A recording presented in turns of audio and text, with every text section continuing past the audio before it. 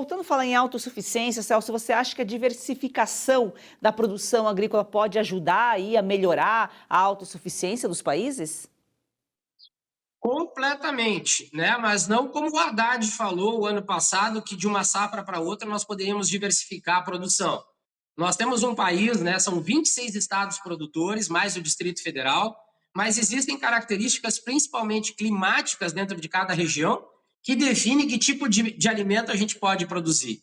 Mas essa diversificação tem que vir acompanhada de um projeto que garanta essa viabilidade econômica, financeira e agora operacional e comercial para o produtor.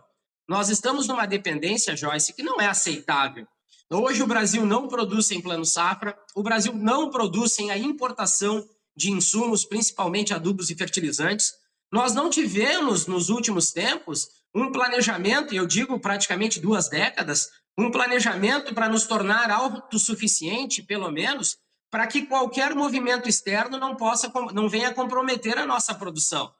Então, o Brasil vive esse clima tenso ano após ano, né? A necessidade da diversificação poderia facilitar muito a produção de alimentos no Brasil com base nesse planejamento interno, na produção com a necessidade de consumo. Mas hoje o Brasil tem a sua produção comprometida, mediante qualquer mudança internacional, nós já estamos passando por um problema muito sério, já com aquele ponto de interrogação muito grande, sobre o que nós vamos produzir e como. E essa situação de nós nos contentarmos em sermos o celeiro do mundo, que nós não somos, nós não temos viabilidade, logo, somente nos pautarmos na safra recorde e num volume de produção, criando esse cenário de que nós sustentamos a fome de 1 bilhão de pessoas, é um marketing muito positivo. Mas do que adianta produzir alimentos em grande quantidade se nós estamos comprometendo o setor que produz? Está faltando um pouco de coerência por parte do governo nesses anúncios e nesses marketings, né? Nós precisamos um pouco mais ser racionais para entender que nós estamos matando literalmente a nossa galinha dos ovos de ouro, que é o produtor rural, seja pequeno, médio ou grande, voltar as nossas atenções das fronteiras para dentro e apresentar propostas, projetos e políticas, Joyce, que garanta esse produtor no campo. Nós estamos hoje praticamente entregando terras para os bancos, que são as garantias, e que só tendem a aumentar.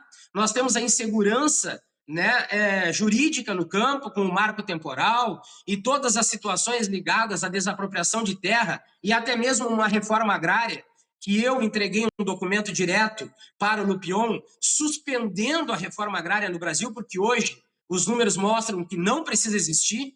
Então, o Brasil está se encarregando, como tu bem disse, se não atrapalhasse, o Brasil está se encarregando de criar problemas e barreiras para o produtor. A reforma agrária que você citou aqui é só uma desculpa para a expansão aí da organização criminosa chamada MST. Ô Celso, o maior desafio global da alimentação nas próximas décadas vai ser produzir mais ou produzir de forma mais equilibrada e acessível? Joyce, o grande desafio vai ser conseguir, né, produzir com rentabilidade, né? Esse é o grande desafio do Brasil. Não cabe a nós hoje aumentar o volume, e eu desenvolvi um estudo, né, com base nos 26 estados e no Distrito Federal, e por isso eu falei da reforma agrária. Nós temos praticamente 70 milhões de hectares hoje para a agricultura. Nós temos 88 milhões de hectares voltados para a reforma agrária desde 1980. Só que 30% ou 40% dessa área da reforma agrária é produtiva, o resto está abandonado. Nós temos 100 milhões de hectares de terras degradadas. Então, o Brasil poderia, de uma maneira racional, dobrar a sua produção de alimentos muito facilmente. Mas hoje, dobrar a produção de alimentos sem planejamento vai ser praticamente jogar o produtor rural de vez para o abismo. Então, o grande foco hoje seria nós termos, em primeiro lugar, um Ministério da Agricultura responsável e técnico. Nós não podemos mais ter ministros da agricultura apenas com viés político, ou deputado ou senador. Nós temos que ter um profissional reconhecido e que entenda do campo à mesa do consumidor, principalmente as dificuldades que o produtor rural vive. Então, se nós não mudarmos do Ministério da Agricultura, se nós não encurtarmos os caminhos do campo até o Ministério da Agricultura, vai ser difícil. Mas o grande objetivo é produzir com racionalidade.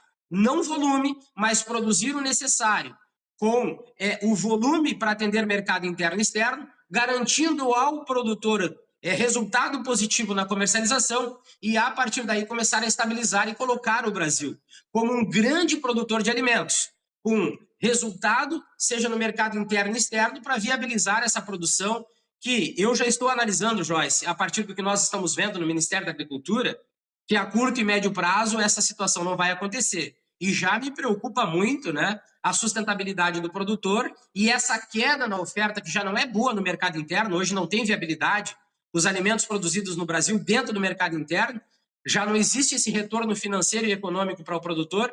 Imagina se o cenário não mudar para um futuro bem próximo, né? A curto e médio prazo, o produtor rural brasileiro vai estar com as suas operações totalmente comprometidas, ô Joyce.